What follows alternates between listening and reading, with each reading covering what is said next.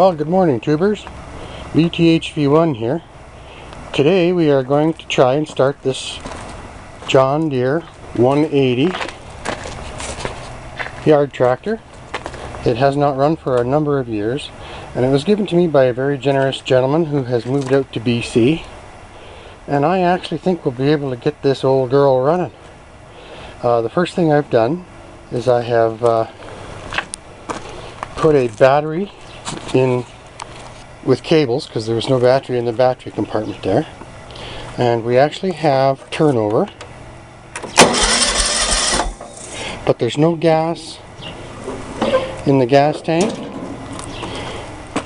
and I'm just in the process of taking off the carburetor bowl to make sure it's clean. There it is there, and I'm gonna just do a quick check of the fuel system. There's lots of oil in it. It's old oil, but I just want to see if it'll fire, and then we'll go to stage 2 to see if it actually runs. So that's the scoop.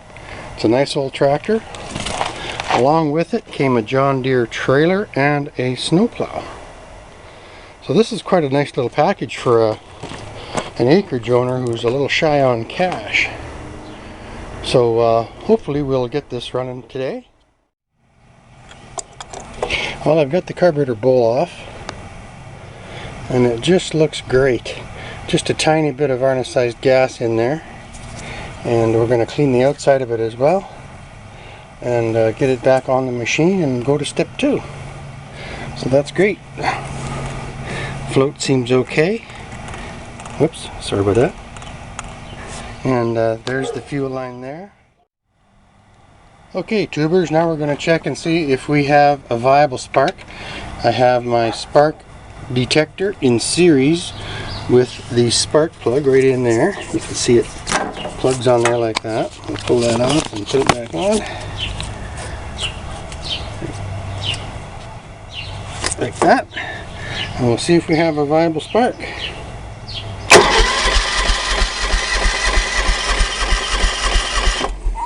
And we do. So that is the next step in our procedure. BTHV1 back. Well, if my science is correct, folks, I'm going to just put a little bit of 2-stroke oil, you can see it's a little blue, into the carburetor because it has a bit of oil in it, and that'll provide some lubrication for our cylinder on this cold start after many years. And we'll see what happens. I have not put the carburetor bowl back on yet because we're going to work on gas flow after. I just want to see if we have a little bit of fire as far as the engine turning over. So here we go. I can edit some of this stuff out of here.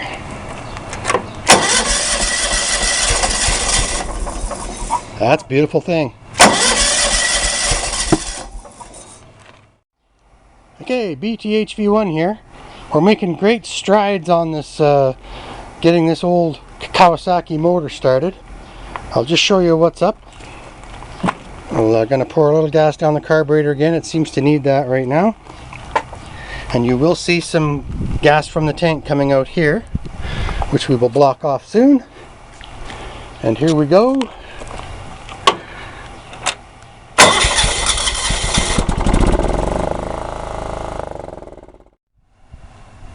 Well, there's our gas from the tank. It's looking pretty murky, and so we'll discard that and put some fresh gas in the tank and purge it through, catch it in here, and we'll be away. So there we go. We're getting somewhere.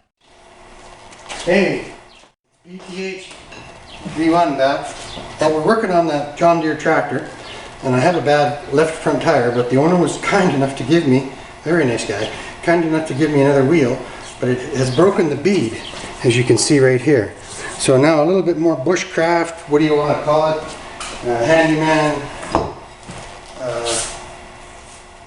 handyman abilities. So I've got all my tools are scrounged basically, but what I've got here is a tire that it can clip on, so we can keep a constant pressure coming into the tire.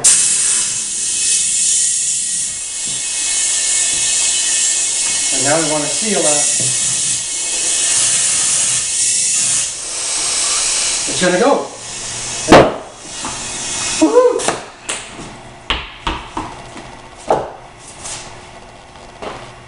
So that's how you regain a bead on a tubeless tire. And if it gets real bad, then you put a tube in it. BTH V1 over and out. Now we are going to change this flat to the tire that we just got the bead on. And away we go. I'm just taking this cap off. It's coming. Not easily. What have we got here?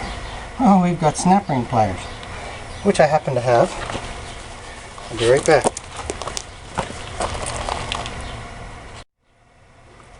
Hey, here we are with the snap ring pliers.